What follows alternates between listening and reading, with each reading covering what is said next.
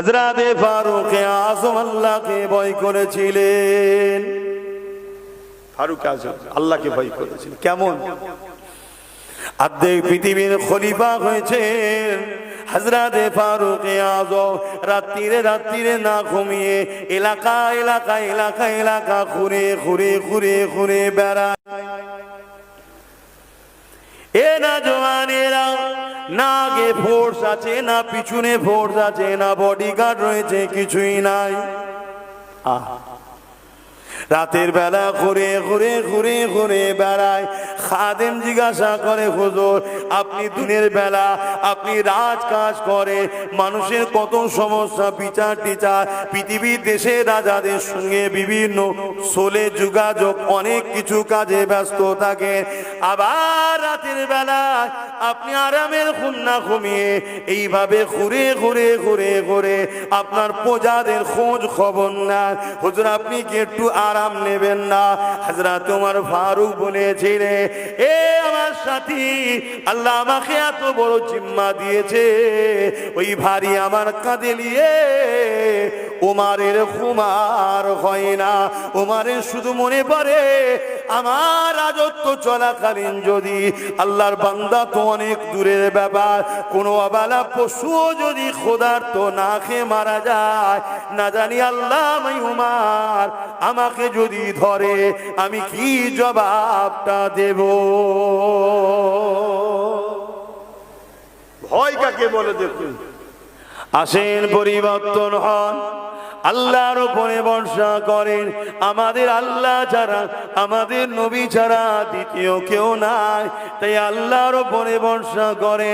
এবং নবী পাক জানিয়ে দিয়েছে, এ আমার উম্মতিরা, তোমরা কুরাইশের নেতৃত্ব মানো। মনে রাখবে, কুরাইশের নেতৃত্ব মানো, কুরাইশ খানদানের অনুকরণ করে চলো, তাদের নেতৃত্ব মেনে নাও, আল্লাহকে ভয় করো। মনে রেখে দিও, আমাদেরকে মিটাতে যুগে অনেকেই চেয়েছে। ফেরাউনও চেয়েছিল বনি ইসরাইলকে মিটিয়ে দেবে। আমার আল্লাহ বনি ইসরাইলের জন্য মুসা নবীকে পাঠিয়ে দিয়ে নীল নদের রাস্তা করিয়ে বনি ইসরাইলকে পার করিয়ে ফেরাউনকে ডুবিয়ে মেরেছে। এ যুবকেরা যুগে আমাদেরকে মারার জন্য, মিটাবার জন্য অনেকে চেষ্টা করেছে, কিন্তু আমার আল্লাহ যুগে বিভিন্ন ভাবে আমাদের ঘরে আল্লাহ পাক সাহায্য করেছে। তাই মনে রেখে দিও, ভয় একমাত্র খাবেন আল্লাহকে, অন্য কাউকে নয়। ভয় খাবেন কাকে? জোরে বলুন, কাকে? জোরে বলুন, শাহাদত আগুন তুলে বলুন কাকে? আল্লাহ যারা, অন্য কাউকে ভয় করবেন না। কেন? আমার আল্লাহ তিনি, যিনি মরাকে জিন্দা করতে পারে, জিন্দাকে মৃত্যু দেয়। এ যুবকেরা, আল্লাহকে ভয় করলে কি লাভ হয় শুনে রেখে দাও। প্রথমে কোরআনে আল্লাহ জানিয়ে দিলে, ওয়ালিমান খাফা মাকাম রাব্বিহি জান্নাতান, যারা আমি আল্লাহ আমাকে ভয় করবে, আমি আল্লাহ তাদেরকে দুটো জান্নাত দেব। দ্বিতীয় নম্বর হলো, আমি আল্লাহ আমাকে যারা ভয় করবে, এ দুনিয়ার মানুষ শুনে রেখে দাও, আল্লাহর ভয় যার দিলে থাকবে, দুনিয়া সবার অন্তরে আমার আল্লাহ তার ভয় ঢুকিয়ে দেবে। ছোট হুজুর পীর কেবলা রহমাতুল্লাহ আলাইহি আল্লাহকে ভয় করতেন। হুজুরের নামে একটা মিথ্যা খবর ছড়িয়েছিল, এই হুজুরের নামে দিল্লি থেকে ফরমান জারি হয়েছিল, বন্দি করতে হবে। শুনছেন? কিন্তু হুজুর যেখান দিয়েই যায়, যে থানার এলাকায় যায়, সেই থানার লোক রাস্তায় ব্যারিকেড দেয় হুজুরকে ধরবে বলে। কিন্তু হুজুর যখন এসে গাড়ি থামায়, হুজুরকে দেখার সাথে সাথে ব্যারিকেড খুলে দেন। আচ্ছা যান হুজুর যান, হুজুর যান, জোরে বলুন সুবহানাল্লাহ। এইভাবে হুজুর কন্টিনিউ ঘুরে বেড়াচ্ছে, আর ওপর থেকে শুধু বলছে এখনো অ্যারেস্ট হয়নি কেন, এখনো বন্দী হয়নি কেন। লাস্টে দিল্লি থেকে পুরো স্পেশাল টিম এসছে ফুরফুরা শরীফে। শোন, পুরো ফুরফুরা ঘিরে ফেলেছে, যে কি এমন ব্যাপার যে ধরতে পারছে না, তার মানে বিরাট বড় ব্যাপার। বিরাট বড় ব্যাপার, পুরো ফোর্স এসছে ধরবে বলে, পুরো পুরো ফোড়া ঘিরে ফেলেছে। তো ভেতরে একজন খবর দিয়েছে দাদুজানকে যে হুজুর বিশাল ফোর্স এসছে আপনাকে ধরবে বলে। তা হুজুর ফতুই গায়ে দিতেন। তা দাদি জানতে ঘরে বলছেন, কই গো কচির মায়ের, কিছু খাইয়ে দাও, কদিন জেলের হাওয়া খাতে হবে না হবে, মানে কোনো ব্যাপারই নয়, আমি তুমি হলে তো ছুটে রাস্তা পেতাম না। কথা বুঝে আসছে? যারা আল্লাহকে ভয় করে তারা কাউকে ভয় করে না। তো হুজুর যখন বেরোচ্ছে, যারা বড় বড় অফিসার এসেছিল বসেছিল, হুজুরের দিকে যেই নজর পড়েছে সব উঠে দাঁড়াচ্ছে। বলুন সুবহানাল্লাহ, আরো জোরে বলুন। যারা কেউ বাঙালি ছিল না, সব ওখানকার থেকে এসে, তারা চেনেও না কোনোদিন। এখন নাই ফটো ফটো বেরিয়েছে, অনেক দূরের লোক অনেক দূরে চলে যাচ্ছে, উঠে দাঁড়াচ্ছে। হুজুর বললেন বাবারা বসো। হুজুর বসলেন। কি হয়েছে? না না কিছু, সেরাম কিছু নয়, এর কথা ঘুরাচ্ছে, সেরাম কিছু নয়, আমাদের কাছে একটা ইনফরমেশন ভুল গিয়েছিল, আপনি কিছু মনে করবেন না ডিস্টার্ব করার জন্য, তা আমরা একটা কাগজ আপনাকে তৈরি করে দিচ্ছি, যাতে বাংলার যেখানে ঘুরবেন কোনো অসুবিধে কোনো প্রশাসন যেন না করে। ছোট হুজুর বলেছিলেন বাবা কি কাগজ দেবে, আমার আল্লাহ আমাকে একটা স্টাম্প দিয়ে পাঠিয়েছে, আমি নবীর গোলাম। জোরে বলুন সুবহান। এছাড়া আর কিছু লাগবে না বাবা। তারা বললেন আমাদেরকে ইজাজত দেন। তারপরে একটু টিফিন করতে হয়, খাওয়াতে হয়, এটা অতিথি আপ্যায়ন করার নবীর সুন্নাত, হুজুর করেছিলেন। তারা সব আর চলে গেল। কথা কিছু বুঝতে পারছেন? যাদের অন্তরে আল্লাহর ভয় থাকে তাকে সমাজের কাছে আল্লাহ তার ইজ্জত আদব ভয়কে আল্লাহ ঢুকিয়ে দেয়। আর যাদের দিলে আল্লাহর ভয় থাকে না, সবার অন্তর থেকে তার ভয় আল্লাহ তুলে নেয়। আজকে 100 বছর পিছিয়ে যান, যারা আমাদের দরবারে এসে দাঁড়িয়ে থাকতো, মুসলিমদের কাছে এসে দাঁড়িয়ে থাকতো মাথা হ্যাট করে কথা বলার ইজাজতের জন্য, আজকে তারা আমাদেরকে গালিগালাজ করছে, আমার আল্লাহলে গালিগালাজ করছে, আমার ইসলামলে গালিগালাজ করছে। একটাই কারণ, আমাদের অন্তর থেকে ইসলাম আল্লাহর ভয় উঠে গেছে, এজন্য তাদের অন্তরে আমাদের ভয় আল্লাহ তুলে দিয়েছে। তাহলে ভয় কাকে করবেন? জোরে বলুন, আল্লাহকে। দুটো জান্নাত পাওয়া যাবে আল্লাহকে ভয় করলে। হযরতে ফারুক আযম আল্লাহকে ভয় করেছিলেন। ফারুক আযম আল্লাহকে ভয় করেছিলেন। কেমন? অর্ধেক পৃথিবীর খলিফা হয়েছেন হযরতে ফারুক আযম। রাত্রিরে রাত্রিরে না ঘুমিয়ে এলাকা এলাকা এলাকা এলাকা ঘুরে ঘুরে ঘুরে ঘুরে বেড়ায়। এ না জওয়ানেরা, না আগে ফোর্স আছে, না পিছনে ফোর্স আছে, না বডিগার্ড রয়েছে, কিছুই নাই। রাতের বেলা ঘুরে ঘুরে ঘুরে ঘুরে বেড়ায়। খাদেম জিজ্ঞাসা করে হুজুর আপনি দিনের বেলা আপনি রাজকাজ করে, মানুষের কত সমস্যা, বিচার টিচার, পৃথিবীর দেশের রাজাদের সঙ্গে বিভিন্ন সোলে যোগাযোগ, অনেক কিছু কাজে ব্যস্ত থাকে, আবার রাতের বেলা আপনি আরামের ঘুম না ঘুমিয়ে এইভাবে ঘুরে ঘুরে ঘুরে ঘুরে আপনার প্রজাদের খোঁজ খবর নেন, হুজুর আপনি কি একটু আরাম নেবেন না? হযরত ওমর ফারুক বলেছিলেন, এ আমার সাথী, আল্লাহ আমাকে এত বড় জিম্মা দিয়েছে, ওই ভারী আমার কাঁধে নিয়ে ওমরের ঘুমার হয় না। ওমরের শুধু মনে পড়ে আমার রাজত্ব চলাকালীন যদি আল্লাহর বান্দা তো অনেক দূরের ব্যাপার, কোনো অবালা পশুও যদি ক্ষুধার্ত না খেয়ে মারা যায়, না জানি আল্লাহ ওমর আমাকে যদি ধরে আমি কি জবাবটা দেব? ভয় কাকে বলে দেখুন। আর আজকে সব কি খবর? আজকের গুলোর কি খবর? আজকে সব ছোটখাটো মুসলমান কর্মচারী আছে, এদের কি খবর গো? হ্যাঁ, চালাতো ভ্যান কোন রকম ভাবে গুঁজে মিজে উঠে পড়েছে, রাতারাতি যেতে না যেতে অটোমেটিক দুতলা বাড়ি, স্করপিও, কি হতে বাকি আছে? আর হচ্ছে না, হয়নি, কিভাবে হচ্ছে রে? আল্লাহকে ভয় করো আমার কওম, আল্লাহকে ভয় করো, দুনিয়াদারি লোভে পড়ে কাজ করো না, আল্লাহকে ভয় করো। হযরতে ওমর ফারুকের আরো একটা কথা বলবো, সবাই বলছেন তো না কষ্ট হচ্ছে?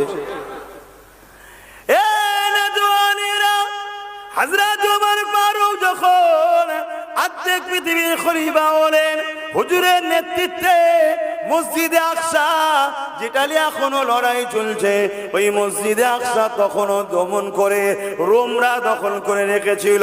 হযরত ওমর ফারুকের নেতৃত্বে সৈন্য পাঠিয়ে দিয়ে ওই রোমের হাত থেকে, রোমারীয় সৈন্যদের হাত থেকে মসজিদ আকসাকে ওমর ফারুকের খেলাফতের সময় আজাদ করা হয়েছিল।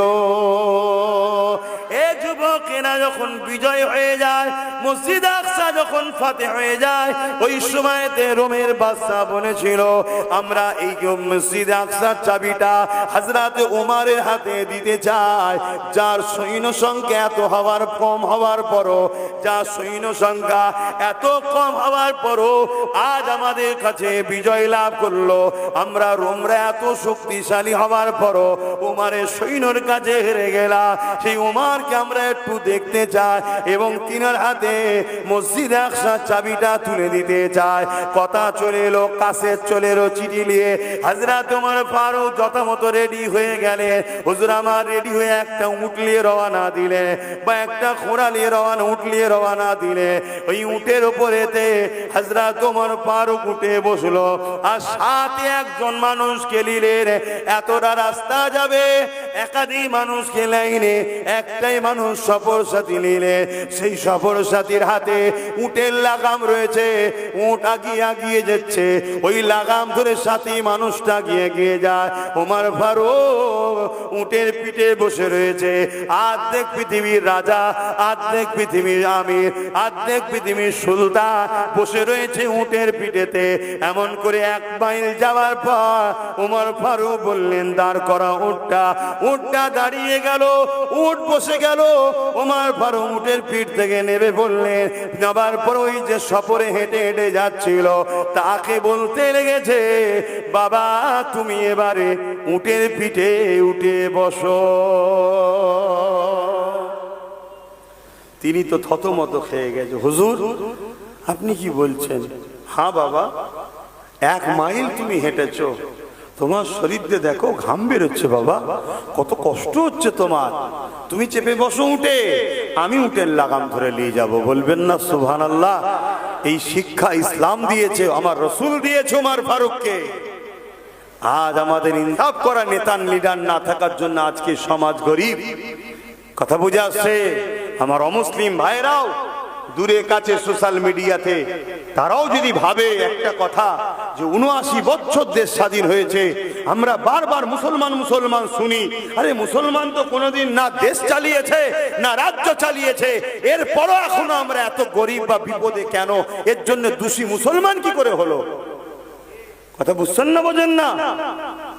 অতএব ভাবুন, এসব একটা পরিকল্পনা করে গরিবদেরকে শেষ করার একটা প্ল্যান চলছে, আর পুরো দেশটাকে লুটা চলছে। হযরত ওমর ফারুক রাদিয়াল্লাহু তাআলা আনহু তেনাকে বললেন, ওঠো। সে তো উঠতে চাইছে না। তখন ওই সময় ওমর ফারুক বলছে, দেখো বাবা, কিয়ামতের দিনে আল্লাহ যদি উমারকে ধরে, উমার তুমি অর্ধেক পৃথিবীর রাজা, তো তোমাকে আমি বানিয়েছি, কিন্তু একটা গরিব অসহায় তোমার সফর সাথী, তাকে তুমি এত কষ্ট দিলে। সে যদি রাজা হতো আর তুমি যদি তার লাগাম ধরে টানতে, তোমার কেমন লাগতো? ইনসাফ করলে না তুমি তার উপরে? এ আমার সফর সাথী বাবা, আল্লাহর কাছে আমি সেদিন কি জবাব দেবো? ওঠো তুমি উটের পিঠে।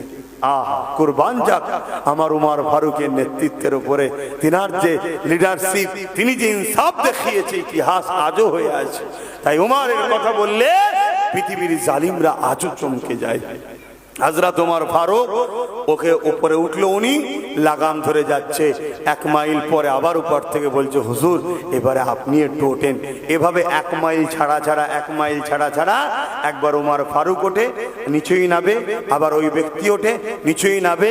এভাবে লাগাম ধরে পালাক্রমে যেতে আল্লাহর মর্জি যখন বাইতুল মুকাদ্দাস আল কুদসে ঢুকছে, জেরুজালেমে মসজিদ আকসার কাছে ঢুকছে, ওই সময় ওমর ফারুকের পালা পড়ল দড়ি ধরা, আর গোলামের পালা পড়ল উটের পিঠে ঢুকছে। আর পুরো মসজিদে আকসার ওখানে লাখো লাখো রোমের খ্রিস্টান বাদশা, সেনাপতি, সৈন্য, ভিআইপি পার্সনেরা সব দাঁড়িয়ে আছে। কে আসছে? উমার। যার এই গুটি কতক সৈন্যর কাছে আমরা রোমরা হেরে গেলাম। পৃথিবী আজ যেমন আমেরিকা দাদা, তখন রোম ছিল পৃথিবীর সুপার পাওয়ার। দেখতার জন্য দাঁড়িয়ে আছে আর চাবিটা হুজুরের হাতে দেবে। আর ওই উট তখন আসছে, উটের পিঠে গোলাম বসে আছে আর উমার ফারুক হাতে লাগাম। শুনছেন? এইভাবে ঢুকছে। সবাই ঘোড়ার পিঠে যে আছে, উটের পিঠে যে আছে তাকে ইস্তেকবাল করছে, তার জন্য জয়গান গাচ্ছে, তাকে যত সম্মান ভাবছে ওইটাই উমার। এখন তো ফটোর দুনিয়া, তখন তো ফটো ছিল না রে বাবা। তখন আগে যারা যুদ্ধ করতে গিয়েছিলেন, যারা বিজয় করেছে, সেই সকল সাহাবারা এসে বলছে ওটা আমাদের শাহিনশাহ নয়, ওটা আমাদের খলিফা নয়, ওটা আমাদের হযরত ওমর নয়। তাহলে কে? আমাদের ওমর হলো যিনি উটের লাগাম ধরে টেনে আনছে। জোরে বলুন সুবহানাল্লাহ। সবাই অবাক হয়ে গেল, এটা কি ব্যাপার? ওই সময় সে ওপর থেকে গোলাম নেবে, খাদেম নেবে, বলছে শোনো আমার রসুলের ইসলাম কি বলে, আমার উমার কি বলে।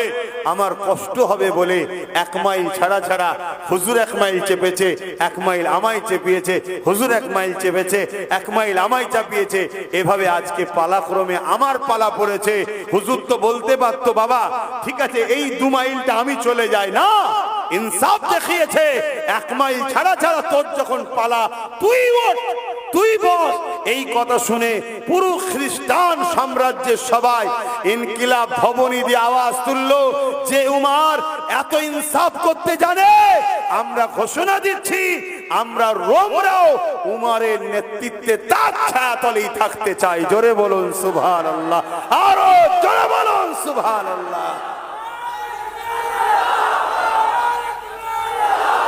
মুসলমানের ছেলে মেয়েরা, তরুণেরা, এ নবী পাকের প্রেমিকেরা, আল্লাহ নবী কতটা কষ্ট করে দিন ইসলামকে কায়েম করেছে। আল্লাহ নবীর জীবনে এমনও দিন গেছে আল্লাহ নবীকে মক্কার মুশরিক জালিমেরা শহীদ করে দিবার জন্য খুঁজছে। আমার নবী পাহাড়ে চলে গেছে, গাছের পাতা ফলমূল খেয়ে জীবন ধারণ করে। এবং নবী আমার এমন করে রাত্রিরে গোপনে গোপনে আল্লাহ পাকের তৌহিদের বাণী এমন করে মানুষের কাছে দিতেছে। আজ আমরা সহজে পেয়েছি ইসলাম, আমাদের গুরুত্ব না ইসলাম নেই। আমাদের ছেলেরা ইসলাম থেকে অনেক দূরে সরে যাচ্ছে, কেন? সহজে পেয়েছি। যে কোনো জিনিস সহজে পেলে তার গুরুত্ব থাকে না। আমরা আজ যা করছি আল্লাহ আমাদেরকে কবে দুনিয়া ধ্বংস করে দিত, আজও যে দুনিয়া ধ্বংস করেনি, আল্লাহ আজও আমাদের উপরে যে আযাব দেয়নি, এটাও মুহাম্মদ রাসূলের সাদকায়। জোরে বলুন সুবহানাল্লাহ। আমার নবী পাক কষ্ট পাবে, তাই আমার নবীর কাছে আল্লাহ ওয়াদা করেছে। আল্লাহ নবী একদিন কাবা শরীফ তওয়াফ করছিলেন। নবী আমার কাবা শরীফ তওয়াফ করতে করতে কাবার সামনে নবী আমার সিজদায় পড়ে যে কাঁদেন।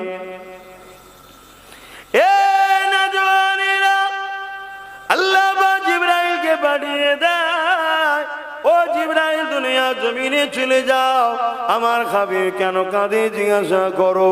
আমার রাসূলুল্লাহ কেন কাঁদে আল্লাহ জানে। জিবরাইলকে আল্লাহ জানাতে চেয়েছিলেন। হযরত জিবরাইল চলে আসলে, এ যুবকেরা, তরুণেরা, বাপেরা আমার রাসূলুল্লাহকে সালাম দিয়ে বলতে লাগলে, ইয়া রাসূলুল্লাহ, হাবিবাল্লাহ, হুজুর আপনি কেন কাঁদেন? আল্লাহ পাক জিজ্ঞাসা করেছে, আমার আল্লাহ পাক জানতে চেয়েছে। আল্লাহ নবী বলেছিলেন, জিবরাইল আমি কেন কাঁদি আল্লাহ জানে, তবে জিবরাইল তোমাকে যখন জানাতে চেয়েছে শোনো, তোমার মাধ্যমে যখন আল্লাহ জানতে চেয়েছে শোনো, তোমার মাধ্যমে যখন আল্লাহ পাক তোমাকেও শোনাতে চেয়েছে। এ জিবরাইল আমি যখনই কেঁদেছি ওই কান্নাটা আমার গুনাহগার উম্মত উম্মতীদের জন্য কেঁদেছি। এ জিবরাইল রে, আমার জীবনে এমনও দিন গেছে, আমার সংসারে এমনও দিন গেছে জিবরাইল তার জন্য কখনো আমি কাঁদি না। আমি যখনই কেঁদেছি আমার উম্মত উম্মতির জন্য কেঁদেছি। আজ কাবা শরীফ তওয়াফ করতে করতে মনে পড়ে যায় অন্য অন্য নবীর উম্মত উম্মতিরা তাদের নবীর কথা অমান্য করার দরুন আল্লাহ পাক তাদের উপরে আযাব দিয়ে গজব দিয়ে শেষ করে দিয়েছে। যেমন আদ জাতিকে শেষ করে দিয়েছে, সামুদ জাতিকে শেষ করে দিয়েছে। এ জিবরাইল রে, আমার উম্মত উম্মতিরা আমি রাসূলুল্লাহ আমার কথা ঠিক মতো শুনবে না। আল্লাহ পাক যদি নারাজ হয়ে যে তাদের উপরে আযাব গজব দিয়ে তাদেরকে শেষ করে দেয়, এই জন্য আমি রাসূলুল্লাহ কাঁদতেছি আল্লাহ যেন আমার উম্মত উম্মতির উপরে আযাব গজব দিয়ে তাদেরকে শেষ না করে দেয়। আল্লাহ নবী আমাদেরকে কত ভালোবাসেন, কত স্মরণ করে। দেখো, আদ জাতিকে শেষ করে দিয়েছে, সামুদ জাতিকে শেষ করে দিয়েছে, লূত নবীর উম্মতদের আল্লাহ পাথর বানিয়ে দিয়েছে। আজও গেলে সেই এলাকাতে দেখা যায় সব মানুষগুলো পাথর হয়ে দাঁড়িয়ে আছে। কথা বুঝে আসছে? আল্লাহ পাক এত ভয়ানক ভয়ানক আযাব দিয়ে উম্মত এক একটা নবীর উম্মতকে পুরো শেষ করে দিয়েছে। আজ আমরা কি করতে বাদ দিয়েছি? 100-র মধ্যে 95টা ছেলে নামাজ পড়েনি, 100-র মধ্যে 95টা মেয়ে নামাজ পড়েনি, আবার যুবক যুবতী। আল্লাহ পাক তারপরও আমাদের খাবার কিন্তু এখনো কেড়ে লাইনি। তার মানে এমনটা নয় যে আল্লাহ আমাদের ছেড়ে দিয়েছে, শুধুমাত্র আমার নবীর খাতির আমাদেরকে আযাব দেয়নি। আল্লাহ নামাজ কাজা, রোজা কাজা এ তো হচ্ছে, গান যাত্রা ফাংশন সব চলছে। আবার অপর দিকে এর সাথে সাথে মুসলমানই এখন সব থেকে বড় ইসলামের দুশ্মন হয়ে দাঁড়িয়েছে। আমরা সেই সব শক্তিকে জিতাই যে সব শক্তি ইসলামকে মিটাতে চাইছে, আমরাই তো করছি। তাদের হয়ে লড়াই তো আমরা করি, তাদের হয়ে বুথ দখল তো আমরাই করি। যারা আমাদের লড়াই জিতে গিয়ে কে বোল্ডুজার দিয়ে মাদ্রাসা ভাঙে, কেউ মাদ্রাসার শিক্ষক বন্ধ করে দেয়, কে আবার বলে কোরআন শেষ হয়ে যাবে তো আমার উন্নতি শেষ হবে না। এসব জালিমদের ঘরে আমরাই তো জিতাই বারবার। কি ভুল বলছি নাকি? আল্লাহ পাক ছাড় দিয়েছে, ছেড়ে দেয়নি। এখনো বুঝুন, যেদিন ধরবে পাকড়াও করবে সেদিন আর কেউ বাঁচাতে পারবে না। আল্লাহ পাক বললেন, আমার রাসূল যখনই কেঁদেছেন, আমার যখনই নবী আমার এই কথাটা বললেন, আল্লাহ আওয়াজ দিয়ে দিলে, আমার হাবিব আপনি কাঁদবেন না। আমি আল্লাহ পাক দুনিয়ায় ততদিন পর্যন্ত আযাব গজব দিয়ে দুনিয়াকে শেষ করব না যতদিন পর্যন্ত দুনিয়া জমিনে একটা উম্মত উম্মতি আপনার দিল থেকে আমাকে ডাকবে, দিল থেকে আমাকে পেয়ার করবে, দিল থেকে আমাকে মোহাব্বত করবে, দিল থেকে আপনাকে ডাকবে, দিল থেকে আপনাকে মোহাব্বত করবে। আমার হাবিব তার খাতিরে আমি আল্লাহ দুনিয়া জমিনে আযাব গজব দিয়ে শেষ করব না। এই যুবকেরা শুনে রেখে দাও, এই জমিনে যারা আল্লাহ ওয়ালা আছে, এই জমিনে যারা নবীর গোলাম প্রেমিক আছে, তাদের জন্যই আজ আযাব গজব আল্লাহ দিয়ে দুনিয়াকে শেষ করে দেয়নি। তবে মনে রেখে দিও, এমন একটা দিন আসবে যেদিন এই জমিনের উপরে একজনও আল্লাহ দিল থেকে ডাকা থাকবে না, একজনও নবীকে মানা দিল থেকে থাকবে না। সেই দিনেতে আল্লাহ আযাব গজব দিয়ে এই দুনিয়াকে আল্লাহ ফানা করে দেবে। শুনছেন তো নাকি? আপনি ভাববেন সেদিন হয়তো অনেক দেরি আছে। আরে দিল থেকে ডাকার কথা, দিল থেকে, দিল থেকে আর মুখ থেকে ডাকা এক নয়। আল্লাহ নবী বলেছে আখরি জামানায় মসজিদ ভর্তি নামাজি থাকবে, একটাও ইমানদার থাকবে না। শুনছেন তো নাকি? কোটি কোটি মুসলমান থাকবে, দিল থেকে ডাকা একটাও থাকবে না। আমরা ভাববো হয়তো এখন অনেক বাকি আছে দুনিয়া শেষ হতে। এই পৃথিবীতে একদল মানুষ যারা ইবলিস শয়তানের দাসত্ব করে, ইবলিস শয়তানের অনুসারী করে, তারা সর্বসময় ইসলাম থেকে আমাদেরকে সরাবার চেষ্টা করছে, নানান দিক দিয়ে চক্রান্ত করছে। তাদের লক্ষ্য ইসলামকে মুছে দেওয়া।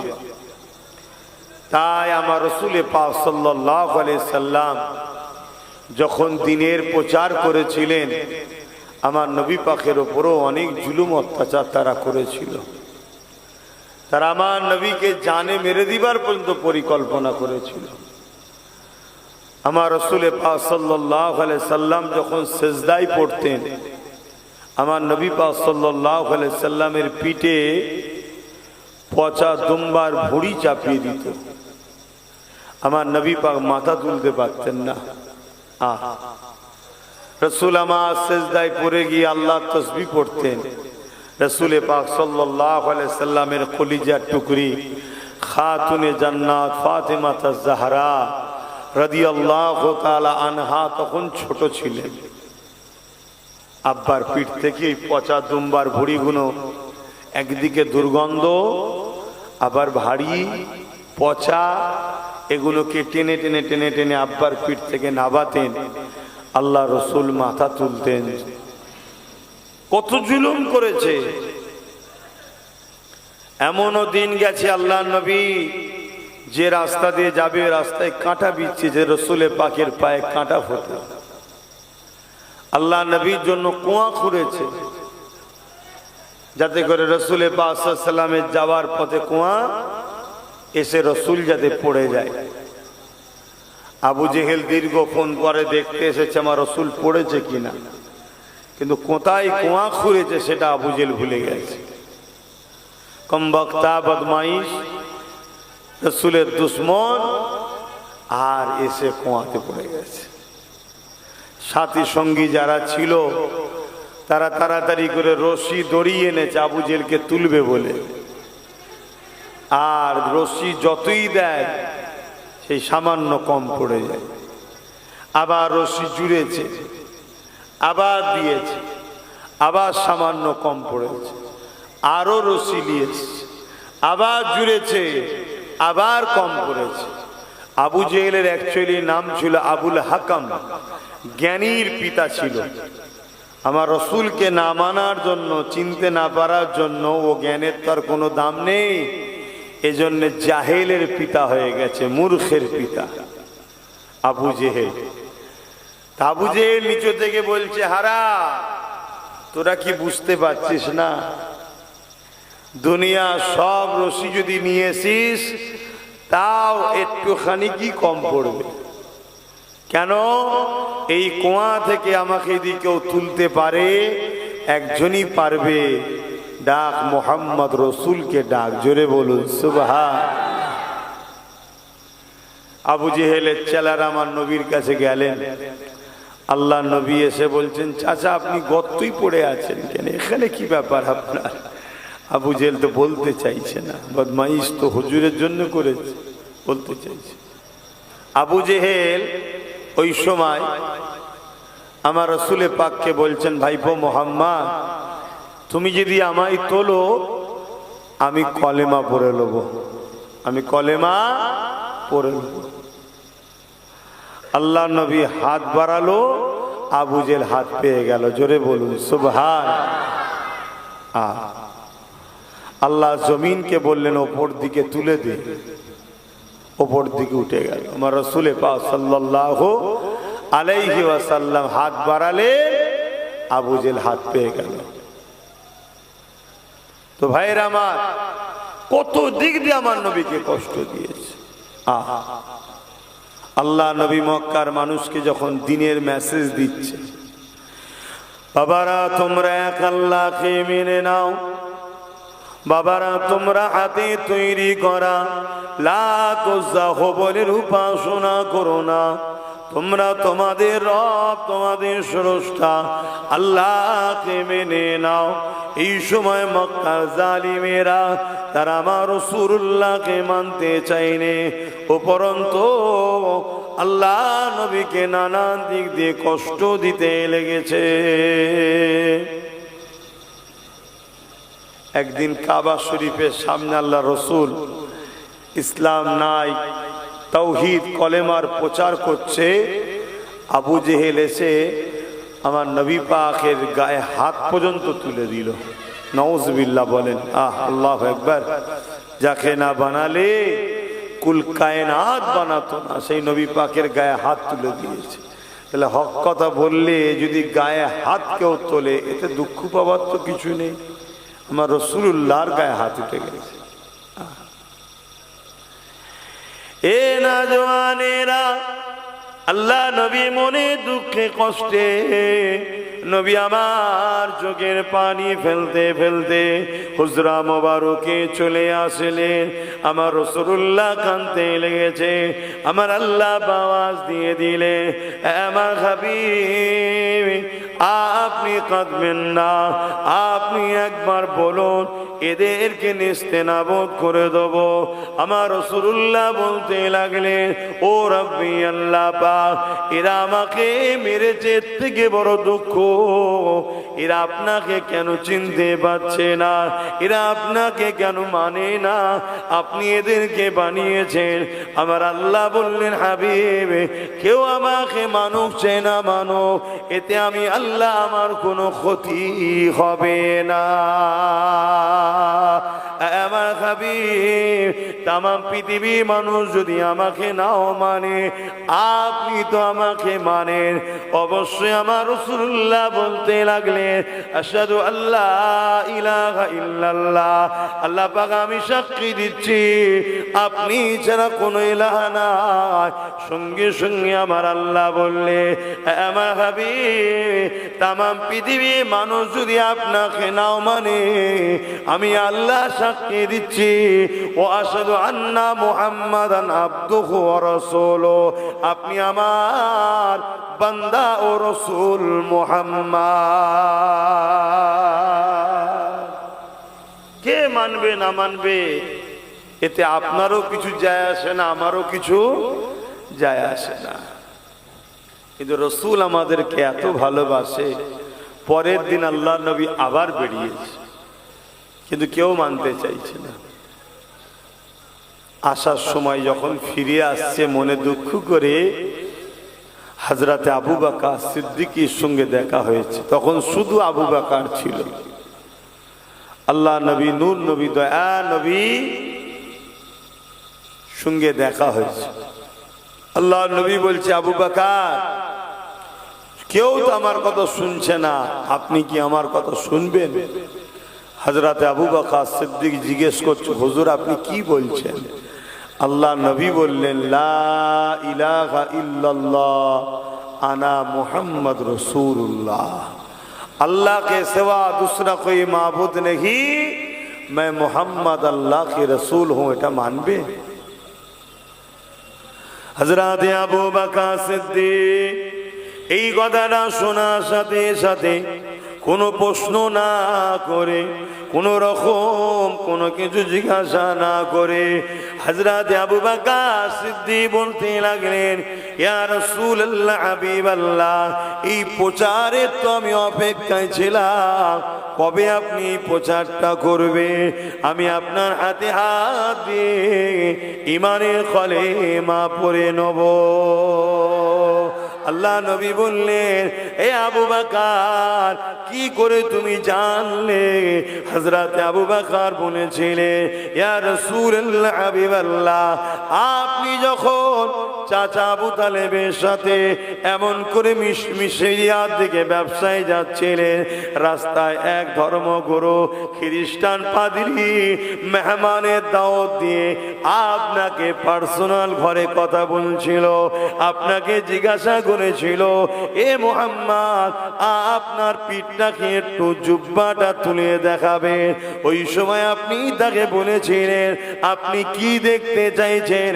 ওই ইহুদ খ্রিস্টান ধর্ম পণ্ডিতটা বলেছিল আপনার মধ্যে আখেরি নবী বৈশিষ্ট্য পাচ্ছে, আমি একটু দেখতে চাই মোহরে নবুয়াতটা। ইয়া রাসূলুল্লাহ হাবিবাল্লাহ, ওই সময় আপনি তাকে বলেছিলেন আপনি যেটা দেখতে চাইছেন ওটা আমার কাছে রয়েছে, অর্থাৎ আমি আখেরি নবী।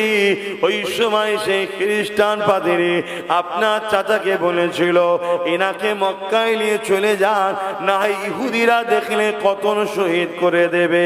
ইয়া রাসূলুল্লাহ হাবিবাল্লাহ, ওই দিন থেকে আমি আবু বকর অপেক্ষায় রয়েছি কবে আপনি একবার এলান করবেন আর আমি আপনার হাতে হাত দিয়ে ঈমানের কলেমা পড়ে নেব।